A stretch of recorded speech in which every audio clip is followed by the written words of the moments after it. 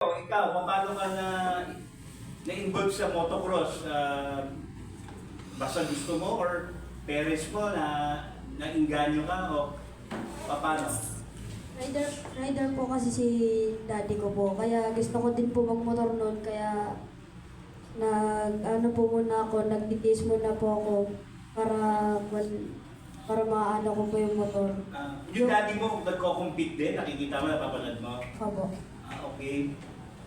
Pero minsan po, o palagi, nananalo po kami ng daddy ko po for champion. O pag natatalo po ako, ganun din po. Pero parehas lang po kami. Ibig sabihin, pag nanalo daddy mo, nanalo ka rin. Opo. Pero pag nanalo si daddy mo, talo ka rin. Ganda Pero po. ginagaya mo daddy mo. Pag nanalo daddy mo, manalo ka. At natalo daddy mo, manalo ka rin. Ganun din po minsan, pero palagi na po. Okay. Siguro nagkakataon na. Opo. Ikaw, paano ka na-involve sa motocross? Hindi pa. Hindi. Paano mo Paano ka na-inlove? Paano ka na-inlove sa motor? Paano ka nag-start? Paano ka nagsimula? 4 years old. 4 years old ba nag-start ka na? Bakit motocross ang May kuya ka ba? May kuya ka o daddy mo nasa motocross din? Nagbumotor? Kaya pa. Paano mo nakahiligan ng motor? Nagpa-practice. Okay. Pa-practice. Ako po, nung bata po ako, mahilig po talaga Kasi kung matanda ka na ba ngayon? Bata ka pa naman na. Okay. Paano ka nag-start ng motocross?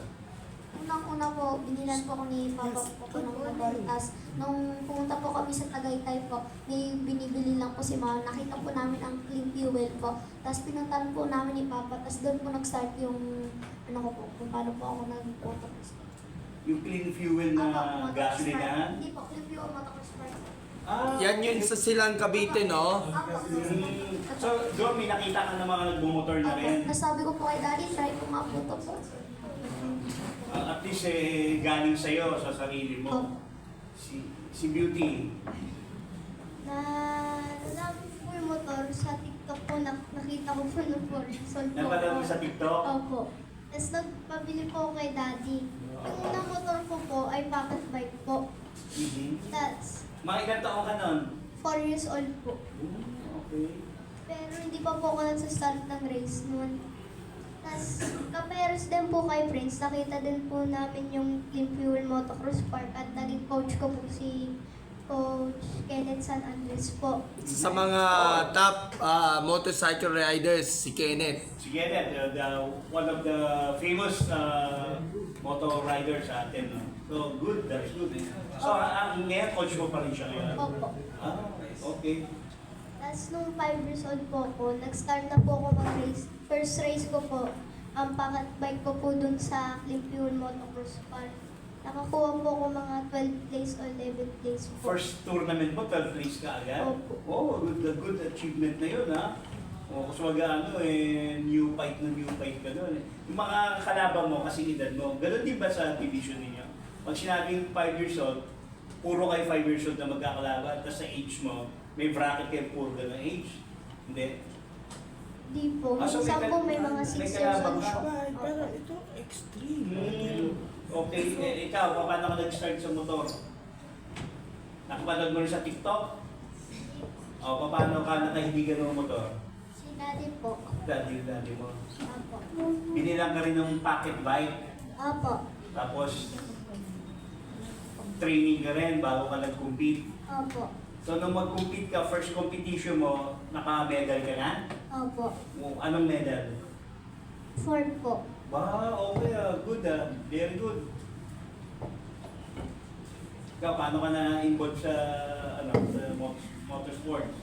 Nung nagdi-deliver lang po kami, tapos nakita po namin yung MMA po, nakailang balik po kami. Then sabi ko kay mami na, yun nga po, tignan po namin yung MMA, if kung anong nangyayari doon, ba't ang daming tao.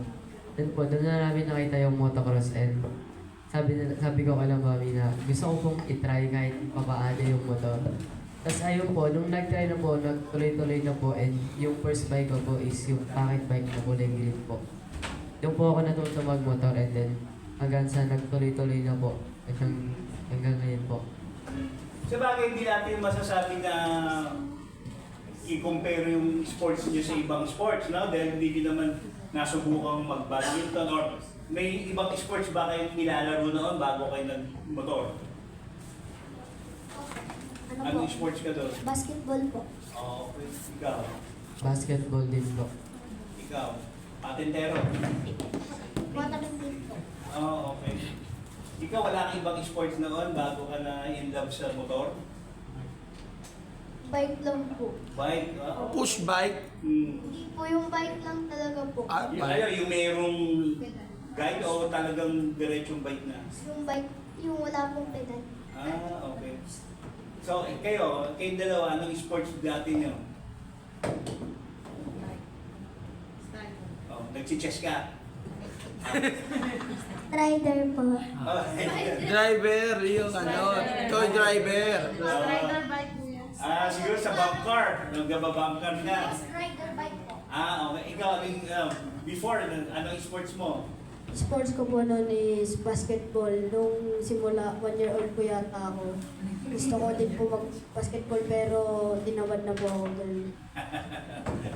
So, kita mo nga, ganang mentality ng ating mga bata talaga.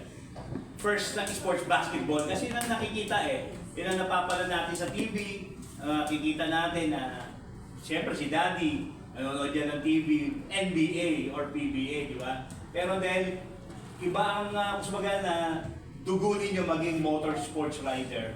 So, congratulations. So, ano pa ang mga ano ninyo? Siyempre mga bata pa naman kayo.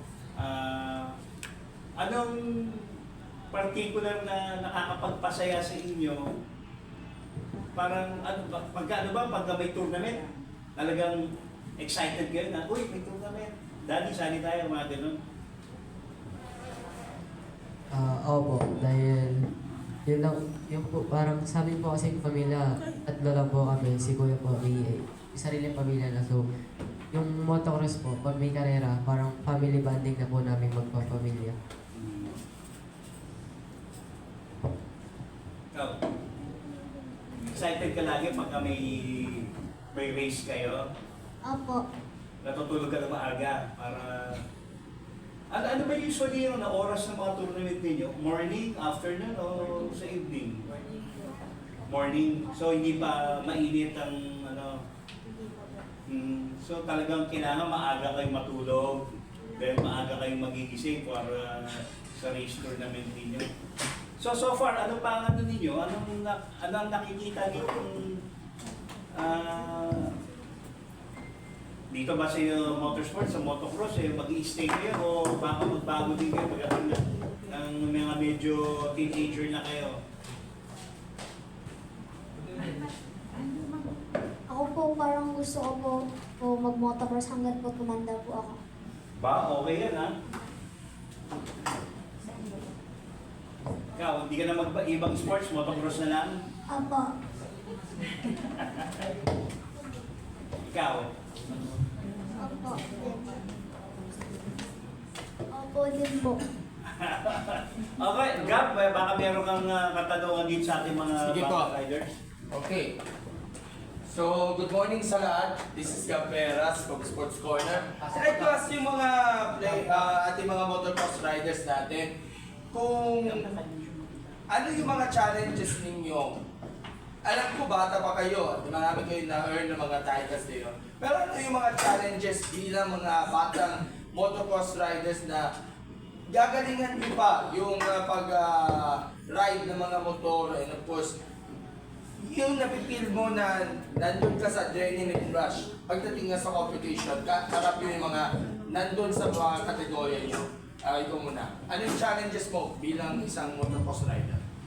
Yung challenges ko po, yung gusto ko pong manalo, ano po, yung gusto ko lang pong manalo palagi para maano mo yung pagbumotor ko po, para gumaling po.